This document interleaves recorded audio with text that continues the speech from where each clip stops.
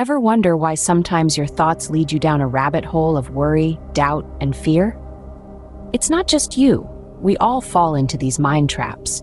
These are common thinking errors we humans often make, which can lead to stress, anxiety, and even poor decision-making. In the vast labyrinth of our minds, these traps are lurking in the shadows, ready to ensnare us in a web of negative thoughts and emotions. But fear not. There's a way to navigate this intricate maze. In this video, we'll delve into the 10 most common mind traps that we, as thinking beings, are prone to fall into. These are the hidden pitfalls that can trip us up, distort our perception of reality, and lead us astray. But by understanding these mind traps, you can start to recognize and challenge your own thinking errors, leading to improved mental well-being and decision-making. The first mind trap we often fall into is overgeneralization.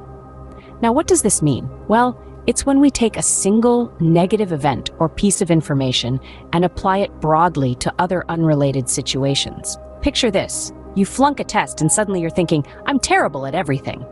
That's overgeneralization in action. This type of thinking can lead to a pessimistic outlook, where we see the world through gray-tinted glasses. It's like a little rain cloud that follows you around, casting a shadow over all areas of your life. It can cause unnecessary worry and stress as we start to believe that one negative event is representative of our entire existence. But hey, here's the truth. One negative event does not define everything. It's just a tiny piece of the vast puzzle that makes up your life.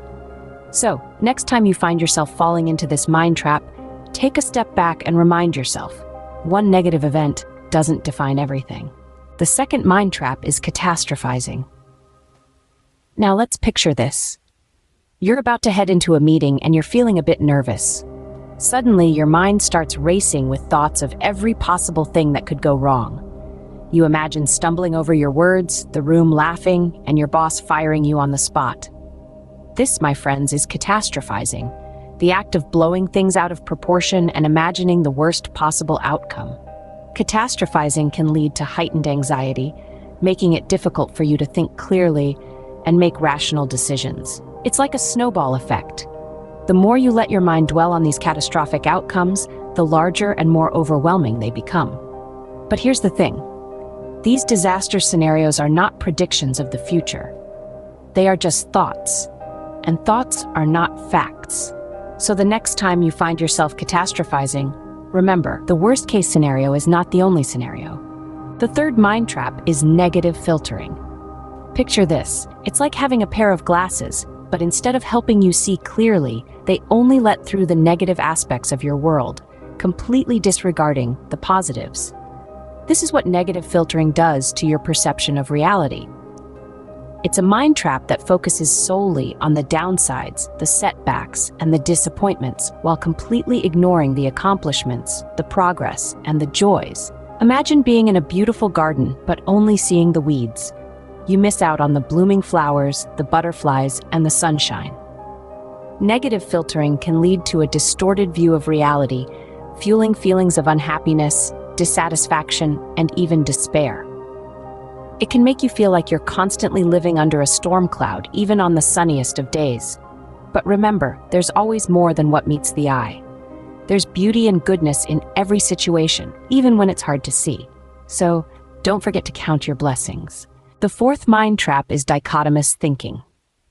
Now, this is a fancy term for a very common thought pattern. It's when we see things in extremes, as black or white, with no shades of gray in between. It's an all-or-nothing approach to life, where there's only success or failure, perfection or disaster.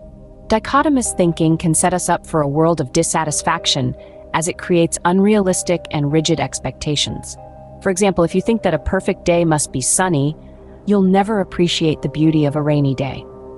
If you believe you're either a success or a failure, you'll miss the lessons learned from making mistakes. We must remember that life is not binary. It's filled with nuances and subtleties, triumphs and challenges, good days and bad days. Each experience adds a unique color to the palette of our life. Embracing this diversity can lead to a richer, more satisfying life. Life is not just black and white, but a palette of colors. The fifth mind trap is jumping to conclusions. Picture yourself on a trampoline, bouncing into the air, reaching for conclusions that are not yet within your grasp. This is the essence of this mind trap. It's the act of making assumptions or interpretations without enough evidence. Like a detective without all the clues, we create narratives that fit our perspective or our fears, often leading us down a path far removed from reality. Remember, a half-baked cake never tastes as good as it should. Similarly, half-baked conclusions can lead to misunderstandings, conflict, and even damage relationships. It's like building a house on sand. The foundation is shaky, and it's only a matter of time before it collapses. Instead, we should strive to build our understanding on solid ground, with facts and evidence supporting our conclusions. So next time you find yourself about to bounce on that metaphorical trampoline, remember to pause, gather the facts, and ensure your conclusions are grounded in reality. Wait for the facts before you jump. The sixth mind trap is mind reading. It's not about having psychic abilities, but rather it refers to when we assume we know what others are thinking without any solid evidence. We've all been there, making assumptions about someone else's thoughts or feelings, even when they haven't explicitly shared them. This mind trap can lead to serious miscommunication and cause unnecessary strain in relationships. For instance, you might think your friend is upset with you because they haven't texted back quickly.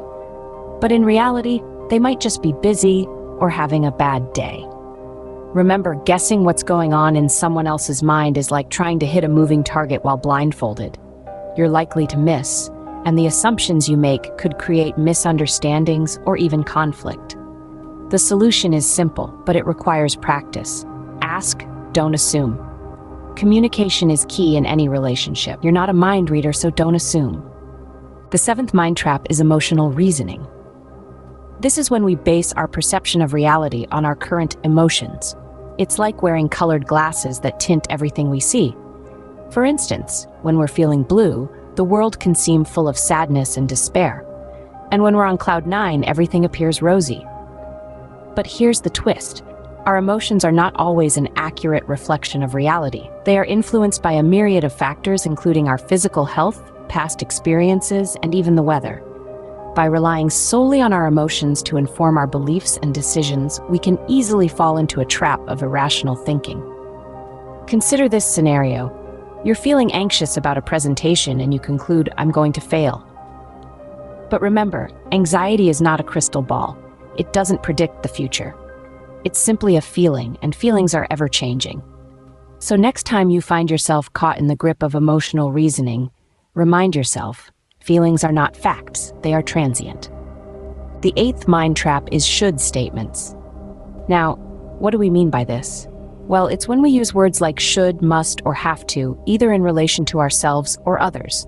This sort of language can create an undue sense of pressure, obligation, and even guilt. Imagine you tell yourself, "I should be more successful by now," or "I must always be the best." These statements can lead you down a path of self-criticism and stress.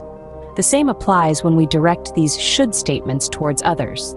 "My partner should understand me better," or "my friends must always be there for me."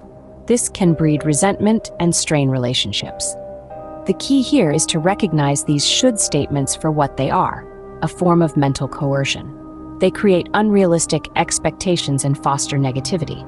Instead, try to replace them with more positive, empowering language. Remember, should is a word to be wary of. The ninth mind trap is labeling.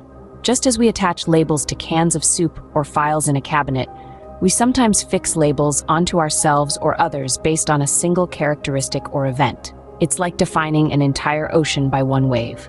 Imagine you fail a test and then label yourself as a failure. Or you meet someone who's rude and you label them as a bad person. In both scenarios, we are reducing complex, multidimensional beings to a single, often negative trait. Labeling can lead to stereotyping and a lack of understanding. It boxes us into a narrow perspective, obscuring the richness and depth of our individual experiences. It's like wearing a pair of glasses that only lets us see in black and white. Remember, you are not just a student, a worker, a parent, or any other label society might put on you. You are a complex, evolving, multifaceted being, full of potential. You're more than just a label. The 10th and final mind trap is personalization. This is a thinking error where we take things too personally or blame ourselves for events outside our control. It's like wearing a pair of distorted glasses that only allow you to see the world as revolving around you. Imagine you're at a party and a friend seems distant. Instead of considering that they might be having a bad day, you immediately assume that you must have done something wrong. That's personalization in action. This mind trap can lead to feelings of guilt and low self-esteem. You might start to believe you're a magnet for bad luck, or that you're always the culprit. The world becomes a heavy burden on your shoulders, and you lose your sense of self-efficacy. But the truth is, not everything that happens is about you or because of you. Try to remember that everyone is dealing with their own challenges and emotions. Not everything revolves around you, remember that.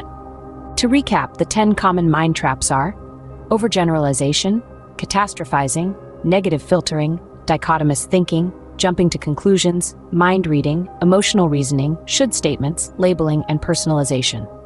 These thinking errors are snares that can trap us in negative patterns and limit our potential.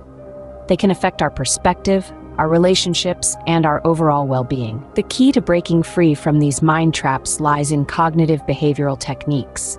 These methods can help us to challenge our distorted thoughts, replace them with more rational ones, and ultimately transform our mindset.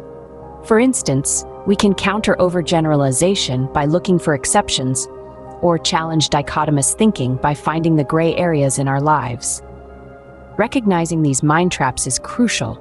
They're often subtle, sneaking into our thoughts unnoticed, but once we're aware of them, we can actively challenge and change them. Remember, the first step to overcoming these mind traps is to recognize them. So keep an eye on your thoughts and challenge them when they lead you astray.